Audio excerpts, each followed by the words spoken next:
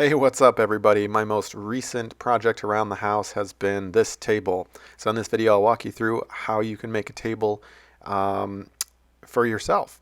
This was right off our mudroom. This is what it used to look like, and we were just looking for a place to put down our mail or our keys or something, and thought a table might be a nice fit. So process was really simple. I found a piece of reclaimed, I don't know if it was technically reclaimed, but an old piece of pine at my local restore, and I just cut it down to size and sanded it down with my trusty orbital sander as shown here.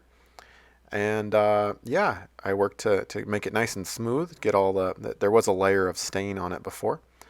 And I wanted to make this kind of a vintage rustic look, so I took a chain, a hammer, and a chisel, and donned my protective earwear here. And here comes the fun part. You get out in the garage and you can beat your wood. Takes several attempts there. Yes, that was a lame attempt to be funny. But you can distress the wood yourself. Just pass over it with your chain lightly. You don't want to hit it too hard. Those dents are pretty easy, especially if you have a soft wood like pine like that. And you just kind of notice the motion there, the technique, kind of back and forth, and you'll slowly start to see some distressing happen, some dents, small and large. And basically, if you hit it pretty hard, the larger the dent, right?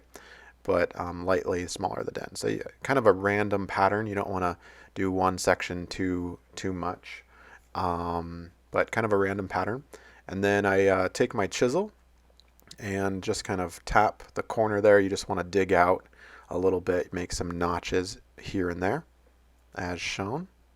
And again, you want to make this as random as possible. Don't worry about any jagged edges for the moment. You can sand those down later. But there's a close-up view of what some of the dents from the chain and the chisel scratches look like. There's a better view of my chisel. And the idea is to just rough it up a little bit. And then when you're all done, you can take your sander and get rid of all the little jagged pieces that came up. Obviously, this is an important step. You don't want to miss out there and have a splinter or something later on. So it should be smooth to the touch.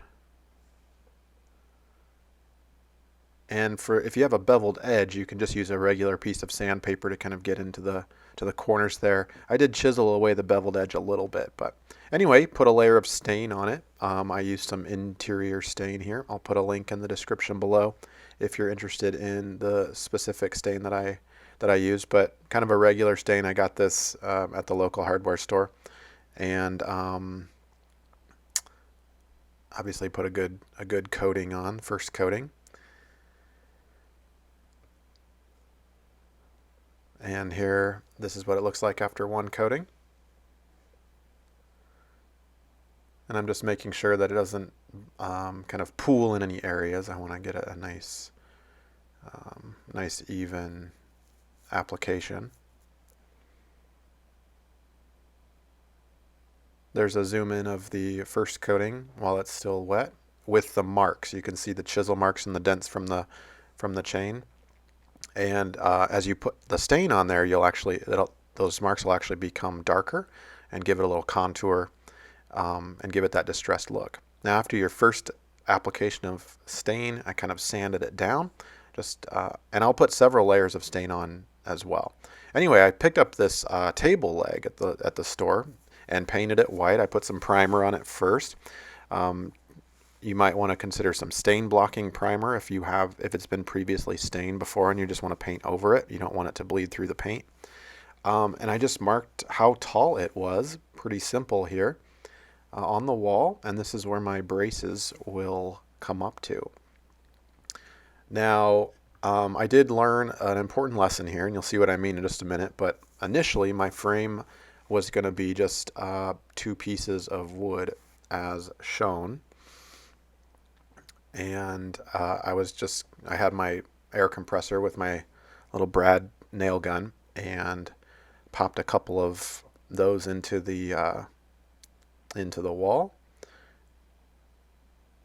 Obviously you want to make sure things are nice and level regardless of the frame that you use, but watch my mistake that I make here. You can see there's a split right there in the wood as on the right. I thought, oh, no problem, it'll be covered up. You won't be able to see that. So the aesthetic was not important to me.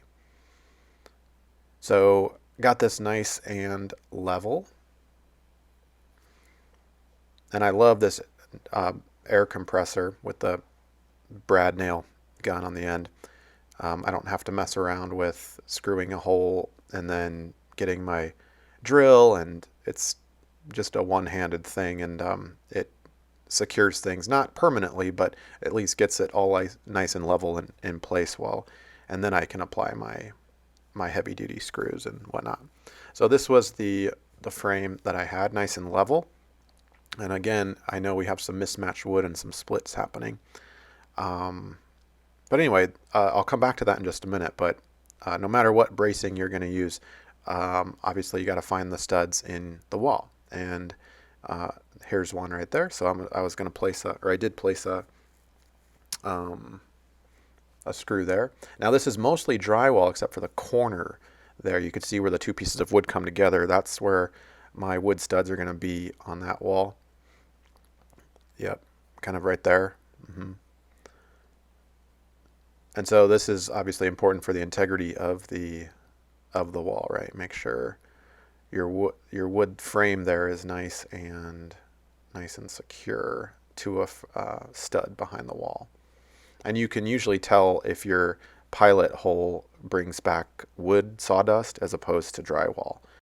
All right, so let's talk briefly about my mistake. So fast forward, once I finished the table and had it assembled in a dry fit position, I realized that from my point of view, I couldn't see it. But if you drop down to the garage in our particular house, you could see basically underneath the table and all that split wood and the mismatched wood. So that wood frame had to go, and instead I used these metal brackets. Much easier, much cleaner. You could paint on them, aesthetically pleasing. So I definitely recommend some metal brackets as opposed to a wood bracket. All right, so I had to remove the wood brackets and in place, and in turn set up these metal brackets.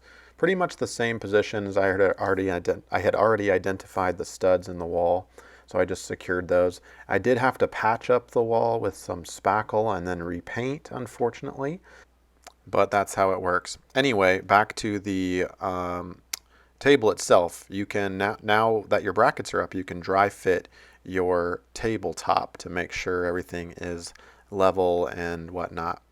This is my finished tabletop. It's been stained already and has a layer of polyurethane on it, and it's looking pretty sharp, I think. And everything's nice and level. So with things nice and level, I'm going to take my table leg that I had painted before, and I'm going to kind of put it up against there. You can kind of get a visual of where I need to put it, and I'm actually going to make some pencil marks there to indicate kind of where I want my hole to be, because I'm going to make a hole in the bottom of the tabletop that can basically accept or receive that little notched piece of wood. So I'm just going to use my pencil and kind of line things up. That's where I want my table leg to be, and I want my hole diameter, my diameter of the hole to be approximately that size, and the depth here I'm shooting for just under 1/4 of an inch, it looks like. And so with some pencil marks, and there's no really easy way to tell you, obviously your situation will be different if you're planning to do this, but I'm just going to kind of outline here where I want my notched hole to be. So I'm going to take my drill bit, drill a center hole as shown here, and I'm just kind of ballparking the depth. Obviously I don't want to go too deep and drill through my tabletop. That would be terrible. But a series of holes with the little tip of the drill bit will basically break down the integrity there. And then I'm going to take this little attachment, and I'm just going to kind of clean that out. That'll take care of smoothing out the sides, and actually it's got some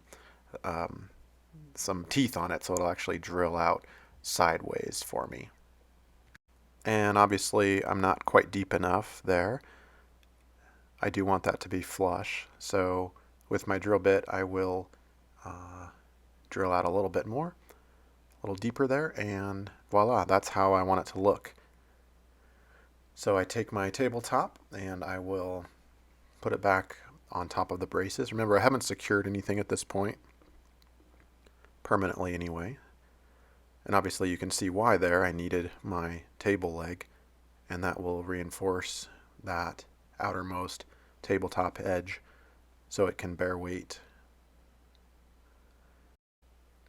Now I take my table leg and I'm just going to dry fit it underneath the tabletop as shown. Alright, so things are nice and flush. You can see that table leg pressed all the way up against that table at the bottom of the tabletop. So I know I'm ready to secure it permanently at this point. So I will add a little bit of wood glue to the tip and kind of put some around as well, quite liberally.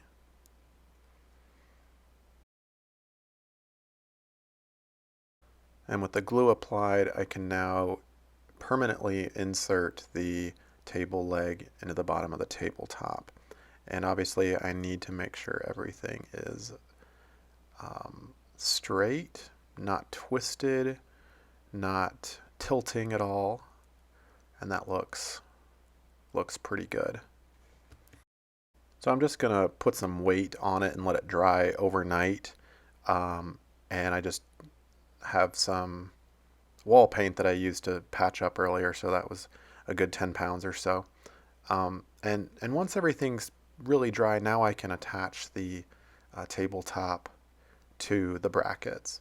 So I've got these little screws that you just saw there, and I'm going to put just one screw on each side. You can certainly use all three if you want. I didn't feel the need to, meaning it's pretty secure with one, but obviously use as many as you want. And that is essentially it. Once everything is secure and dry, your tabletop is finished. And this is a functional tabletop for us now, really sturdy. It can bear quite a bit of weight, and it's as simple as that. So thank you very much. Hope this video has been helpful.